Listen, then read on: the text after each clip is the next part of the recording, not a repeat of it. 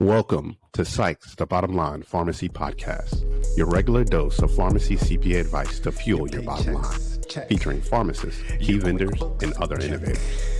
Your checks, yes, you can call me, because we the best. Well, welcome everybody to another episode of the Psych's The Bottom Line Pharmacy Podcast. We are super excited today to have our friend and colleague Darin Gleason with us. He is the ScriptPro sales for retail and also the chains, if anybody is interested. But he's got a lot of great information to talk with us about today. Darin, thank you so much for joining us. Thanks for having me. Now, let me also add real quick. Darin's been around in the pharmacy space quite a long time. Isn't that right, Darin? Yeah, I just started my 17th year with ScriptPro. All right. Yeah, I've gotten old. I've gotten old and gray during that time. So share with us some of your 17 years of knowledge and experience, and where you've seen pharmacy go during that time, and where you think it's going in the future, especially with the double DIR fee that a lot of pharmacies have been going through. Sure. It's interesting, 17 years is a long time, and you see a lot of change. There's been an enormous amount of change. I started with ScriptPro right about the time that Part D originally came out. And, everybody thought when Part D became part of the normal operating procedures that, the sky was going to fall and it was going to be the end of pharmacy. And it wasn't. I mean, reimbursements changed. But during that time, volumes went up significantly as well. So a pharmacy that was, filling 150 to 200 prescriptions a day ended up filling 300 to 350 prescriptions a day. So their volumes went up. The reimbursements changed during that time. And the interesting thing is, for the previous 30 years, pharmacy didn't change much. It kind of stayed the same. And then once Part D and all the changes started to happen, it started to change rather rapidly. And I think probably in the last 3 to 5 years, the rate of change in the retail space specifically for independent pharmacies has increased tenfold. There's been more change in the last 3 to 5 years than the previous 35 to 40 years combined. Some of it's good, and some of it, I don't know. I think the jury's still out on a lot of it. I would just like to say that I've been at Sykes & Company longer than that. How long? A long time. I just got to thinking of it. 20 years. You've been here 20 years? 20 years. I have worked for and with Alan Sykes. God bless you. Sorry. I just wanted to interrupt and throw that in there. Back to DIR fees. So, Darin. Yeah. DIR, what are you seeing? What are you seeing in the marketplace right now? You're out there, with ScriptPro, vial filling robots. Tell me what you're seeing, your customers and your experience right now during this double DIR fee time. Sure. Yeah, the last 6 to 9 months have been challenging, especially challenging for our retail pharmacies as they kind of weather and figure out what's going to take place and what has taken place. And, we were talking earlier, but one of the things that everybody was worried about, the double dip and how it was going to impact overall financial health of the pharmacy. And I think everybody, end of the summer, third, fourth quarter last year really started to prepare. And the ones that were ready and looking forward to what could potentially happen, they started to put themselves or try to get themselves in a strong cash position, building up cash reserves, being able to withstand that 3 to 4 months of double clawbacks. And then now we've reached a point where we're kind of cycling through the end of those clawbacks. And it has been a challenge from a cash flow perspective on a lot of pharmacies. I think that as we get to the end of it, we're seeing a point where there's some optimism in the pharmacies. And I think they're seeing that they've withstood probably one of the biggest challenges that they've faced to this point. when you had like the PBMs clawing back after the fact, and now they're clawing back after the fact and point of sale. And let's, I don't even know what the averages are, but if they were losing 5 to 7% in clawbacks and on the backside, and now they're taking that on the front side, you're talking about a 15% change immediately. So I think as these pharmacies are finishing up this cycle, there's going to be some really strong retail pharmacies left, and in a good position from a volume perspective, and a good position from a cash flow perspective. We talk about it in the industry, and I think that I've heard a lot of people say it. They really just, they know that if they can get to the end of June, first part of July, see where they're at, then they feel like they've got a really good shot at being successful moving forward. Yeah, I mean, we've seen definitely seen some pharmacies stand out during this period of time. In fact, better than last year. Yeah, it's very interesting to look. Yeah, it's all over the board. We see some suffering from the lower DIR. We see some suffering from obviously, and no, I'm not. I drank too much coffee this morning. I was like you on Friday. Scotty was off the chain on the podcast. No, it was not. I'm kidding. Do you guys? What the hell are we going to do about it?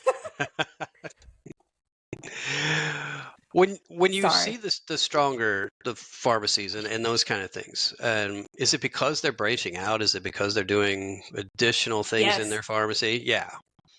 So I was going to say, unfortunately, every situation is different, every community is different, but a lot of pharmacies that have chosen not to branch out and diversify their revenue, the way we've been preaching about this, and the industry's been preaching about this, and CPA's been preaching about this for years, we can definitely see the suffering is harder there during this time. Because you definitely, pharmacy owners, I think that have never really, there's some pharmacy owners who have really never really paid attention to what they're filling. Right. They think volume. They're not paying attention that, I'm losing money on these. There's still pharmacies out there that do not pay attention to that. Whatever reason. They got other things going on, whatever, but there's still some pharmacies out there doing that, and it's costing them, obviously. I mean, they're filling some prescriptions that are not good mix for the pharmacy, and it really is hurting them. And when we have conversations, or when you're talking to pharmacies that come to us and their margins are down, it's, well, what are you filling? Are you checking what you're filling? Do you know what you're filling? And who's your profitable patients, so on and so forth? A lot of them say, well, no, I'm not doing that. So there's still some out there that are not paying attention to that. It's just surprising. Yeah, I think, obviously insurance plans and independent pharmacy, it's all about service, right? And a lot of times they've serviced the same patients for 10, 15, 20 years. And if they change plans, it may not be a good plan for the pharmacy, but they've had that patient forever, and they're going to accept the plan no matter what. Yeah. Well, and to add to that, Darin, is pharmacies are meant to serve their patients, right? I mean, that's right. That's what they're there for. But now, with the change in the way the market is in pharmacy, you have to do what you never had to do before, which is you have to scrutinize every prescription. Because it's a business. At the end of the day, it's a business. Yep. That's where it is. Yeah. Darin, we talked about this already on the podcast, I think, in prior episodes, but we've even got people that are, drilling down into family units to see kind of a net there. Like, maybe we lose on dad's prescription, but we make money on mom's and the kids. And so net, we can keep the whole family unit if we look at them as a whole and not prescription by itself.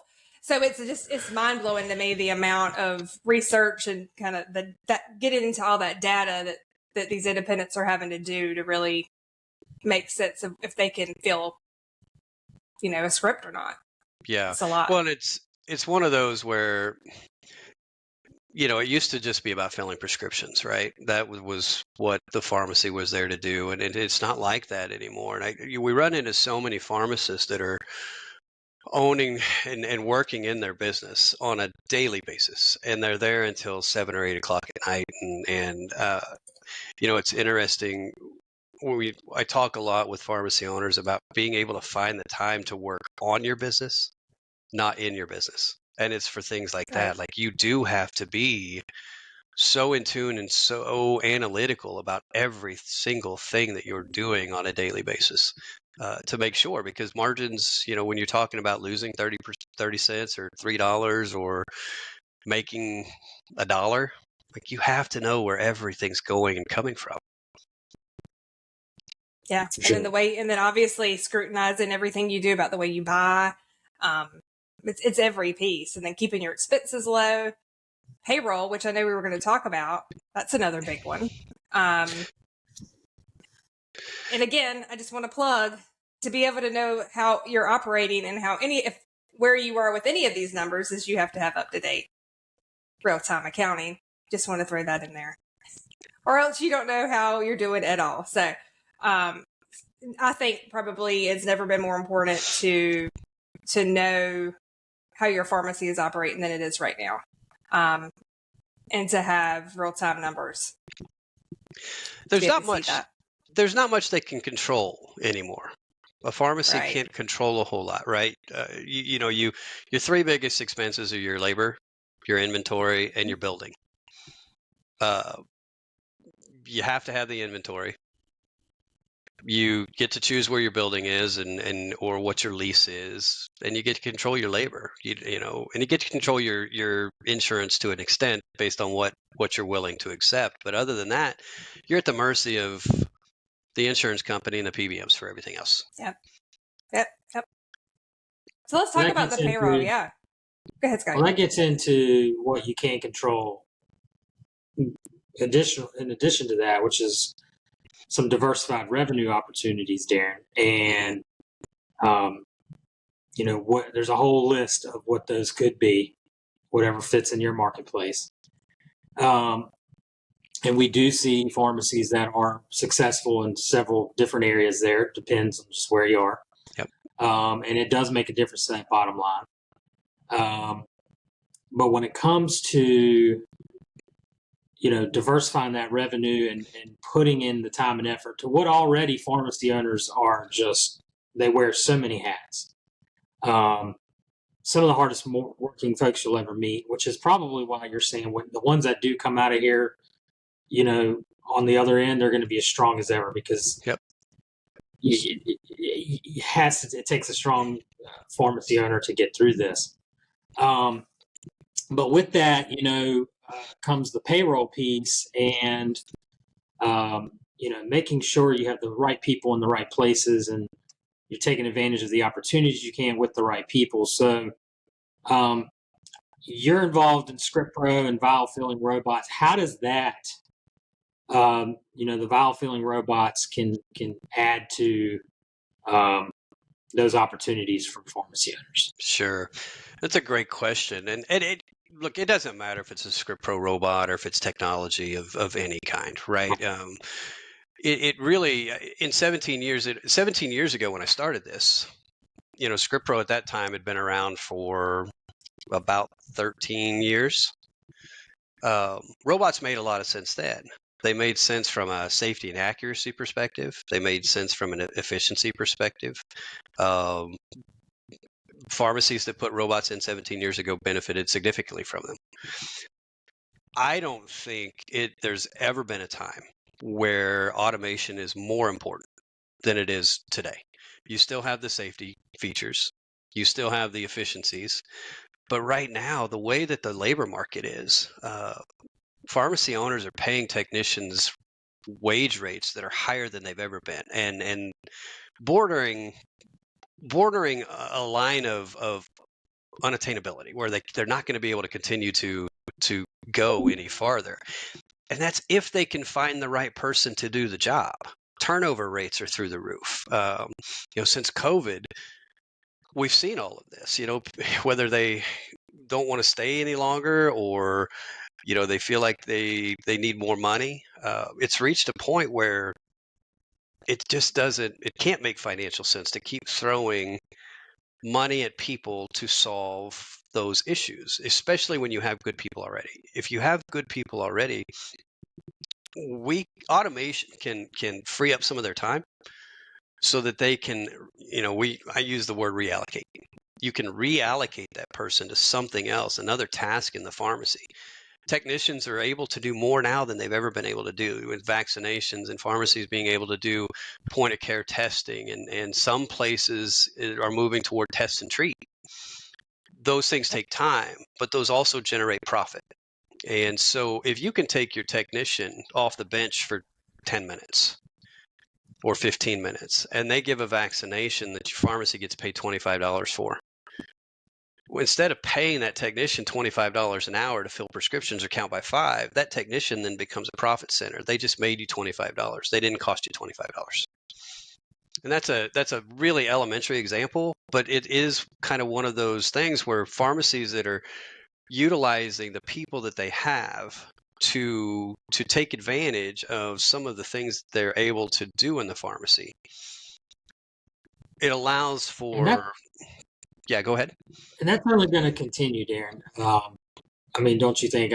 Obviously, with the states allowing pharmacies to prescribe and treat, test and treat, and that's only going to continue where those opportunities for staff to get involved in maybe some higher margin, higher dollar opportunities, which leaves so-called, I guess, gaps in the script filling side. But then there's where the automations could come into play with, such as a vial filling robot. Yeah, it's interesting. I don't like to talk about COVID a whole lot anymore. But I think what it did... over it. Right. I think what it did was it opened the door for our community pharmacies. And frankly, it opened it and it cracked the door open. And these community pharmacies and the owners, they kicked it wide open. And it showed the rest of the world and legislatures and the people that make the rules, it showed what they were capable of doing. And I think that it's opened that door to really evaluate the pharmacist and the pharmacies as part of the total healthcare team, not just your corner drugstore that fills your prescriptions. And because of that, now we're seeing these gradual shifts in what pharmacists are being allowed to do through legislation, what technicians are being allowed to do since COVID. And all of those are good things. When you can't get in to see your general practitioner for 6 months because they're booked, if you have something, why not be able to go to your pharmacist? If you need to get a cholesterol test and get a prescription renewed, why can't you go do that at your pharmacy? Why do you have to wait 6 months to get into your doctor? I think I agree 100% with what you just said. And with that being said, it seems like now is a very exciting time to be getting into pharmacy with those opportunities that are coming down the road, presumably, as it unfolds. But going back to the automate, go ahead. I was just going to say, even when you look at when you look at the educational piece, when we're talking about test and treat and all of those different things, that's very clinically based, right? It's clinically based pharmacy. It's clinical based pharmacy. When you look at it from an educational perspective, for the last 8 to 10 years, pharmacy schools have really leaned heavily on the clinical side of the pharmacy education. So if it allows those kind of things, then our pharmacists coming out of school are going to be prepared not only to be a pharmacist, but also to be a healthcare provider as they're allowed to do more of those things. I didn't mean to interrupt. Sorry, Scotty. No, you're fine. No, absolutely. So when does it make sense to explore automations in terms of vial filling robot? Not just, hey, I have these opportunities, but also just in general for a pharmacy filling, 200, 300 scripts a day. When does it make sense to be exploring those opportunities? Yeah, that's a great question. And frankly, there's not a set answer for that. It really depends on what's going on in the pharmacy, particularly. I've got pharmacies that do 175 prescriptions a day and they have a robot. They're in a rural area, they can't find people. There are pharmacies that do 400 plus that don't have a robot. Right, it kind of goes back now to the labor thing. There's got to be something driving that equation for them. I was going to say, Darin, I mean, I talk to people all the time that cannot find staff. Literally, a warm body, they can't find anybody. Yep. So I have one in mind particularly that had to do just that. I mean, they had to do some sort of automation because they couldn't keep somebody in there because of turnover and just literally not being able to find a person. So, but it's worked out great. So, I think you're right. I think there's two issues. There's that everyone in the country is experiencing is the turnover, not being able to find people, and then just not being able to keep the right people. But in some situations, you're almost forced to do the automation if you can't find someone to do the work. Sure. Well, and going back to the labor piece, it's to that point, right? If you're paying a technician, and it depends on where you're at and what part of the country you're in, but I was in California a couple of weeks ago and they were paying technicians $26, $27 an hour. When you throw on top of that, you put their tax benefits or the tax rates and the benefits that they're paying, that technician is costing that pharmacy anywhere between $35 and $40 an hour by the time it's all said and done. Yep. You look at that, that's $80,000 a year for a technician. You look at it on an hourly basis. A robot, ScriptPro is a little bit different from an automation perspective. We've got 6 different robots, 6 different models, 6 different sizes. When we look at a pharmacy and what they're trying to accomplish, we try to match the right robot to the pharmacy, and that could be based on the volume that they're filling. You guys know that pharmacies come in all different shapes and sizes. Some pharmacies may have more space than others. Some pharmacies are extremely small. So matching the right robot, but still being able to give them the ability to take advantage of automation is extremely important. But when you look at the cost of a technician and you break that down, and you look at it over 3 years, 5 years, 10 years, compare that to the cost of a robot. The hourly cost of a robot is going to average you the first 5 years about $15 to $16 an hour. And it's going to fill half your prescription volume. So if you're filling 300 prescriptions a day and a robot does 150 of those, you're going to do that for roughly $15 an hour. If you're going to hire a technician, you're going to pay $20, $25 plus taxes, plus benefits. When you really put pen to paper and start to look at it from that perspective, it makes financial sense to look at automation.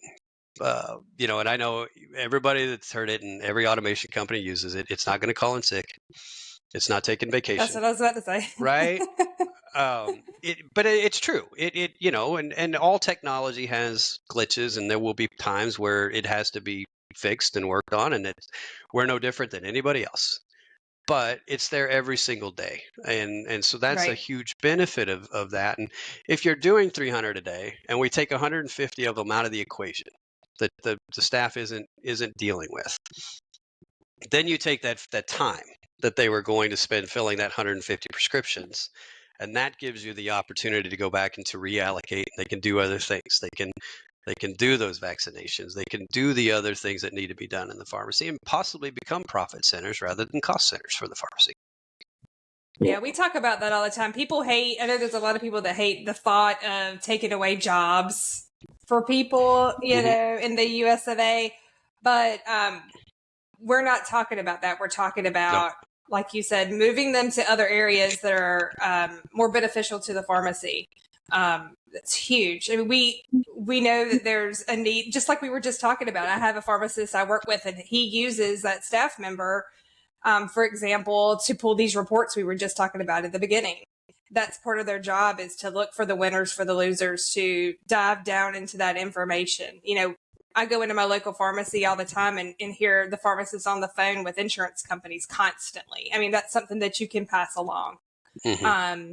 We have people that can work to look at third-party reimbursements that are not coming through, to make sure those are, being reconciled and handled, because there's pharmacies that don't do that. They just fill and pray and hope that they get paid. And so there's so many areas that these people can be used. Yeah. So it's not about taking a job away. It's about moving it to something that can be more beneficial, I think, for the pharmacy. I think the other thing there too is, employee retention is huge. You have to be able to retain your employees. And, being a technician, it can be pretty mundane. It can be a job where it's repetitive. You do the same thing over and over and over again. Right. By allowing them to do other things, if they have the time to do other things, they can cross train, they can do those other things. I think sometimes you see job satisfaction go up as well, because they're more involved. They're doing more than just pulling stock bottles and counting. Whether that's they get to interact with the patients more, they get more personal interaction. They're not separated. And that's a good thing, right? Anytime you can cross train and diversify what your employees are doing, I think it can lead to higher satisfaction rates with your employees, which leads to less turnover. Yeah, that's a great point. And we see that in many different industries. I mean, because automation is here, AI, all these things that are coming out. I mean, anything that you can automate and do more inexpensively, but correct, and then you can push your people to do more and have more value, in what the business is offering. So I think it's a great point. It just comes down to, you better have a damn good excuse why you don't have automation. In other words, you should have it, and if you don't, you better have a damn good excuse why you don't. Darren, what do you see for new entities, new startups? Do you ever see people jump right into something like that when they don't really have any volume, or is that something they usually kind of stand back for a little bit, just to kind of see how it's going? I think it depends on their funding. I think it depends on where they're at in their professional career, what their reserves are.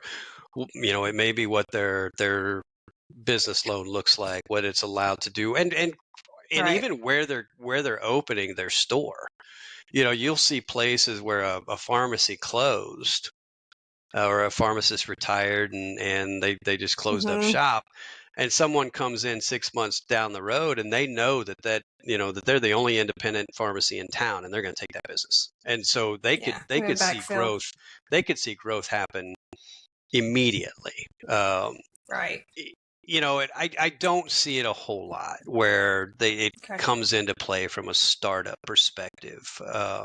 Probably less now than I used to, and that's probably more. It's PBMs, it's insurance reimbursements, it's the cost of money. Interest rates right now are extremely high.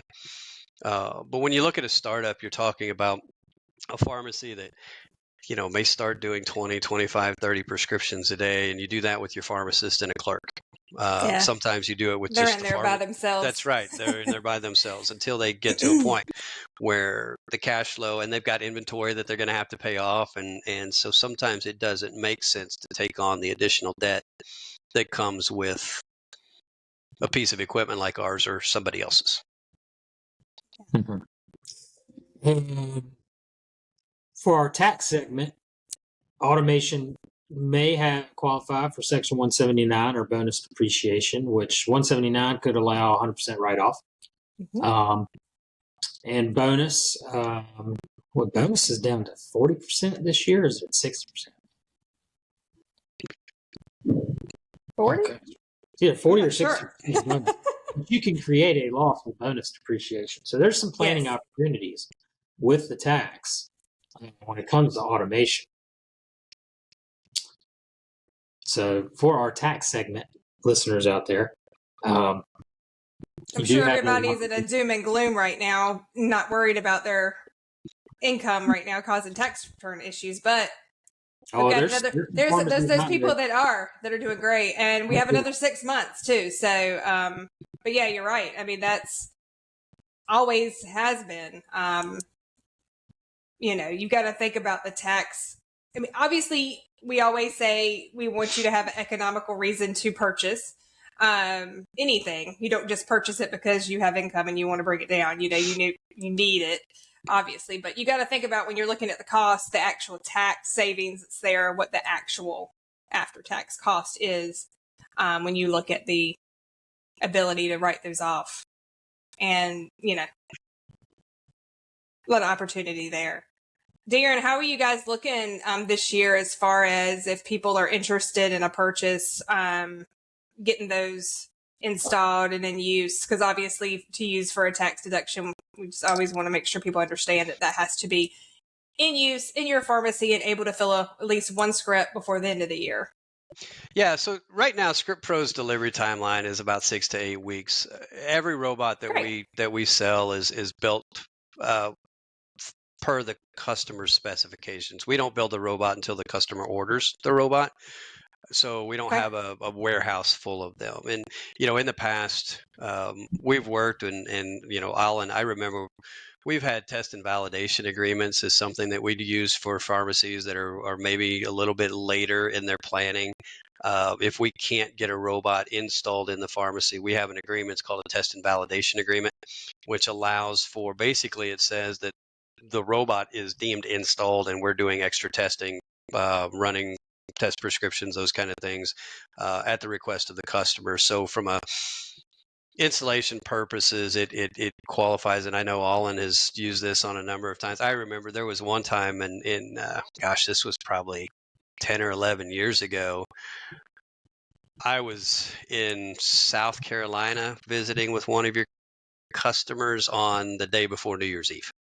And flew home on New Year's Eve. Because it was a last minute kind of thing, and finally got around to. I think this particular person knew it was coming, but just wouldn't make a decision. And finally, he realized that they needed to do something at that point. So there's ways that we can work with the customers to make sure that we're doing that.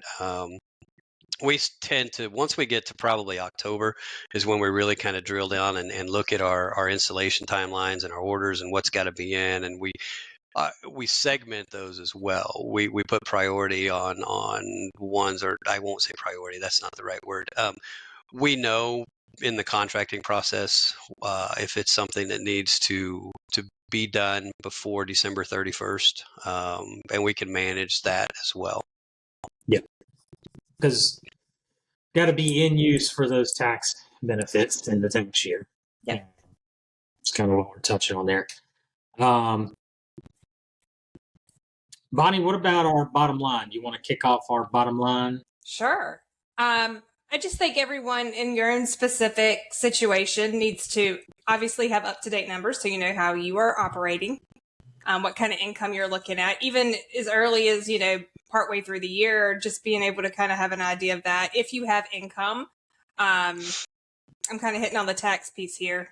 But if you think you're going to have some income, and this is something that automation and it's something that you possibly could use in your pharmacy, definitely start having some conversations. You don't want to wait till the end of the year to do that, because again, you have to have those things in use. But just definitely take a look at that and see if it works for you. Talk to your tax advisor about options there.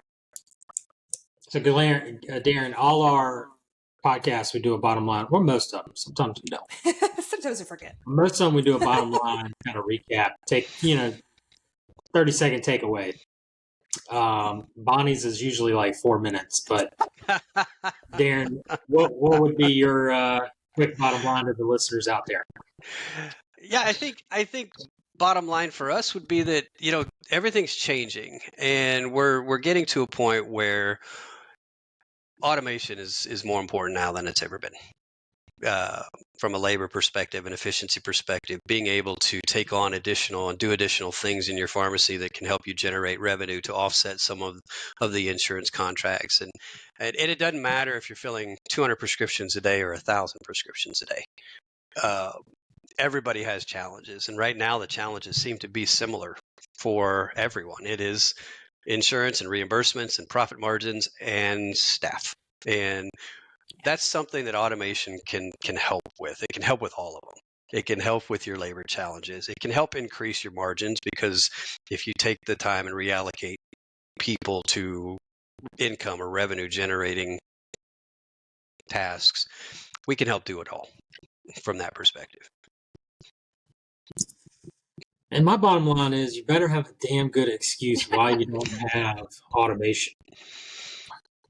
And it better be a damn good excuse too. Now, Darin, you're going to be at trade shows this season, I'm sure, right? Everybody can see you there. Yeah, we'll. It's that time of year. I think I was looking. It I think is. I'll do 14 different shows this year.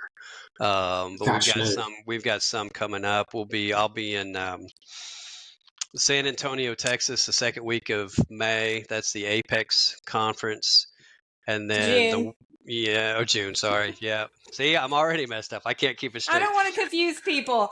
Oh, Second week of June. Yeah, I'll be at the McKesson conference the week following that, the third week of June, and then Cardinal and Amerisource in July. We'll have NCPA in October. So I think we've already done 5 or 6 to this point as well. Yeah. The Cardinal and Amerisource are overlapped. Are you going to be hopping your private jet to both of those? Or? Yeah, that's going to be a week. I'll be at the Cardinal show on Wednesday and Thursday, and then Thursday I'll catch a red eye to Orlando, and I'll be at the Orlando show on Friday and Saturday for the Amerisource show. Look at you. That's impressive. We had to we're divided and conquering Divide here. and conquer. Yeah, so we had to do that too. We'll have a crew in Chicago, and then I'll leave that group, and then I've got another team member that's going to meet me in Orlando. So we kind of had to split that up as well, and it's never happened where, well, they've been at the same time. So you just had to pick and choose. Last year was great. You kind of felt like the stars aligned a little bit, because they were. It was last year. It was very spaced out. It was every other week for the 3 major wholesalers, and you kind of thought that they got, maybe they got together, and no, they went back. They went back to, But at least keeps it interesting. Yeah, at least it's staggered enough, because if you guys remember, Cardinal used to be Thursday to Saturday. And so they've changed it to Wednesday to Friday, which for vendors, if you've got 2 shows, the way that it worked out is if you want to try to be at both, you can be at both. So that's a good thing. I'll need a week vacation when I get back from that week, but that doesn't. You will. Yeah, but that doesn't happen until probably January, because that's it's when people come. Orders coming in. So. Yeah, that's what the more with buying groups and the wholesalers and the shows, and people go to those shows to evaluate, because they can't get out of their pharmacy. That's when they go to look at everything and evaluate technology and talk to other people and see what they're doing and what's helping them become successful. And there's always a lot of follow-up that takes place after that. And don't forget baseball. You'll have baseball mixed in there, I'm sure. Oh, except there's the injury. Yeah. We'll have to fill you in on that, Scotty. I know the standout baseball star, but I haven't heard an update. He's hurt. He's hurt. He tore his ACL and LCL in January, so he's out until October. So he hadn't played all year. He didn't get to play on the high school team. He doesn't get to play on his travel team. Terrible. So that's a gut punch right there. It's one of those things that I'm a big believer that there's a plan and a reason for everything that happens. I've watched him mature in different ways this year. It may not have been athletically, but watched and saw him become stronger as a person. So, everything happens for a reason. You can look at and it. And the good news is he's going to be able to play, right? Once he heals. No, he's ready to go. Yeah, he started. Yeah, you can come back from those injuries. Oh yeah. Oh yeah. Yeah, he started throwing again about 3 weeks ago. His PT let him start a throwing program. He got released to start a small running program. So he's working his way back. It's just a time. And yeah, he just turned 16, and 16-year-olds are extremely impatient. Kind of like sales reps. They want things to move faster than they do sometimes, and that's not a bad thing for him. I like his drive and his determination, and he wants things to happen.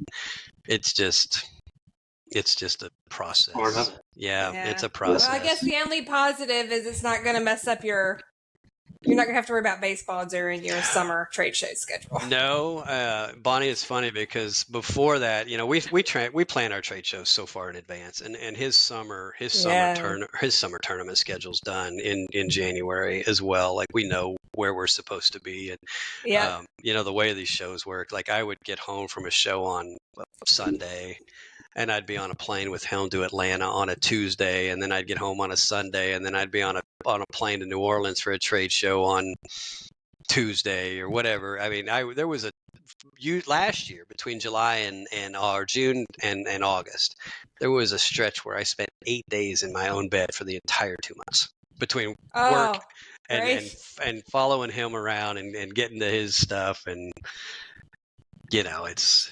I'll tell you what, but they don't play around with baseball. I was never big into baseball, but even with T-ball with Pete, it's like 4 games a night or a week. You got one tonight. I know. Yeah. At 7:00 at that.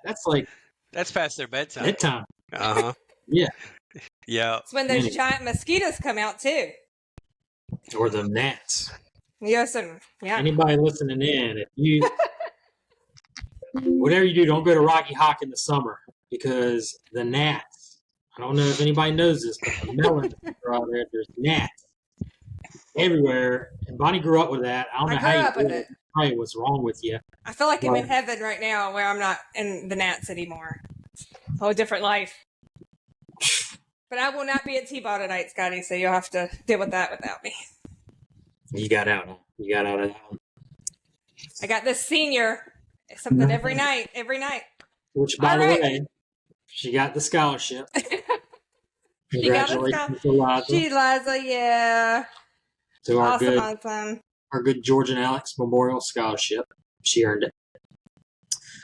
All right. I think we're done rambling for the day. Thank you, Darin. Appreciate it. Darin, for hopping on. Yeah, I appreciate your time. Thanks for letting me join. We'll have to get together, see you at the trade shows, but and do this again sometime. But appreciate your time today, Darin, and speaking about your experience and some knowledge for the pharmacy owners out there.